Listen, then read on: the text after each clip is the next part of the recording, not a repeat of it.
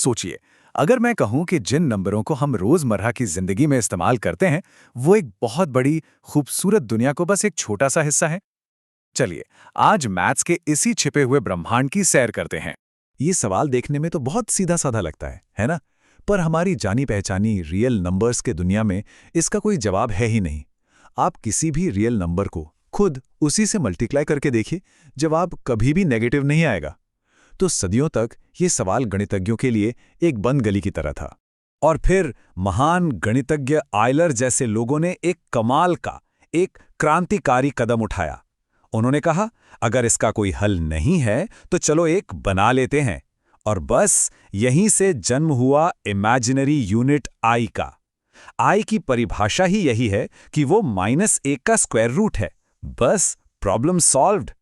अब इस नए नवेले नंबर आई के साथ हम अपने पुराने जाने पहचाने रियल नंबर्स को मिला सकते हैं। और जब हम ऐसा करते हैं तो हमें मिलता है एक कॉम्प्लेक्स नंबर।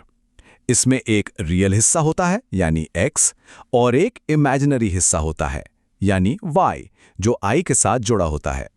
हम सब ने स्कूल में रियल नंबर लाइन के बारे में तो पढ़ा ही है। ये एक सीधी सड़क की तरह है।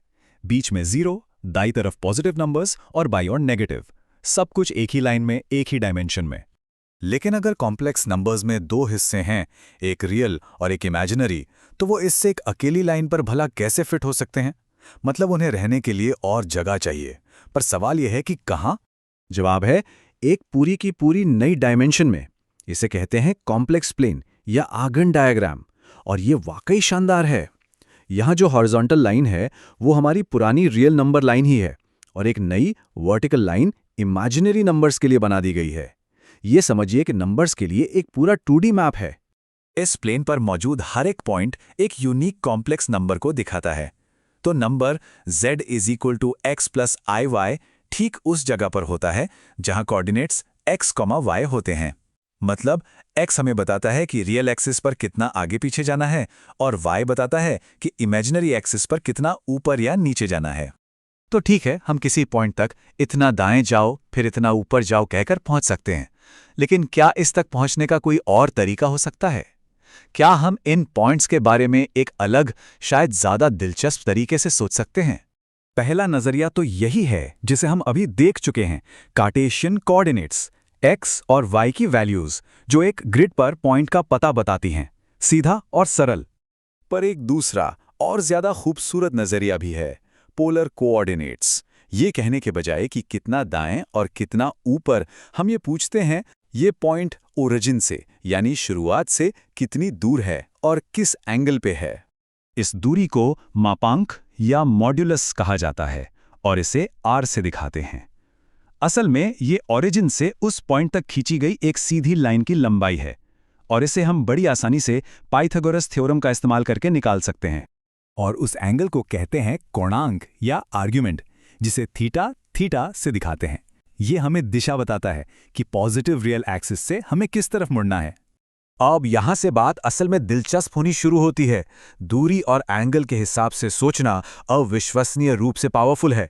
ये नजरिया नंबर्स के अंदर छिपी हुई खूबसूरत ज्योमेट्री और पैटर्न्स को अनलॉक कर देता है, खासकर जब हम उन्हें मल्टीप्लाई करते हैं या उनकी पावर निकालते हैं।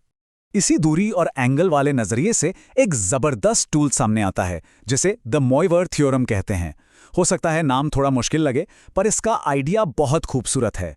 ये हमें बताता है कि किसी कॉम्प्लेक्स नंबर की कोई भी पावर निकालने के लिए, जैसे उसका स्क्वायर या क्यूब, आपको बस उसके एंगल को उस पावर से मल्टीप्लाई करना होता है। ये जटिल अलजेब्रा को एक सिंपल रोटेशन में बदल देता है। ठीक है, तो चलिए इस पावरफुल टूल का इस्तेमाल करके एक क्लासिक प्रॉब्लम को सॉल्व करते हैं। नंबर 1 के क्यूब रूट्स क्या हैं? हम सब जानते हैं कि 1 तो एक जवाब है ही, क्योंकि 1 गुणा 1 गुणा 1 1 ही होता है। लेकिन क्या कॉम्प्लेक्स नंबर्स की दुनिया में और भी जवाब छिपे हैं? द मोइवर थ्योरम का इस्तेमाल करने पे हमें 3 अलग-अलग जवाब मिलते हैं। एक तो 1 है, जिसे हम जानते हैं, लेकिन बाकी 2 अजीब और कॉम्प्लिकेटेड दिखते हैं, है ना? इनमें इमेजिनरी यूनिट आई भी शामिल है। पहली नज़र में ये बस रैंडम नंबर्स लगते हैं। लेकिन आप जादू देखिए, जब हम इन 3 जवाबों को कॉम्प्लेक्स प्लेन पर पॉइंट्स के तौर पर रखते हैं तो वो एक परफेक्ट, सिमेट्रिकल, समबाहु त्रिभुज बनाते हैं। ये कमाल की बात है। अलजेब्रा के एक सवाल का जवाब एक खूबसूरत ज्योमेट्रिकल शेप है। और यही कॉम्प्लेक्स नंबर्स का असली सार है। वे हमें दिखाते हैं कि अलजेब्रा, जो कि इक्वेशंस और सिंबल्स की दुनिया है, और ज्योमेट्री, जो शेप्स और स्पेस की दुनिया है, असल में एक ही सिक्के के दो पहलू हैं। वे एक दूसरे से बहुत गहराई से जुड़े हुए हैं। और ये हमें एक बहुत ही रोमांचक सवाल पर लाके छोड़ देता है। अगर एक साधारण सी इक्वेशन में एक परफेक्ट ट्रायंगल छिपा हो सकता है, तो मैथ्स के इस विशाल ब्रह्मांड में और क्या-क्या छिपा है? न जाने संख्याओं के अंदर और कौन-कौन सी सुंदर आकृतियां अपनी खोज का इंतजार कर रही हैं?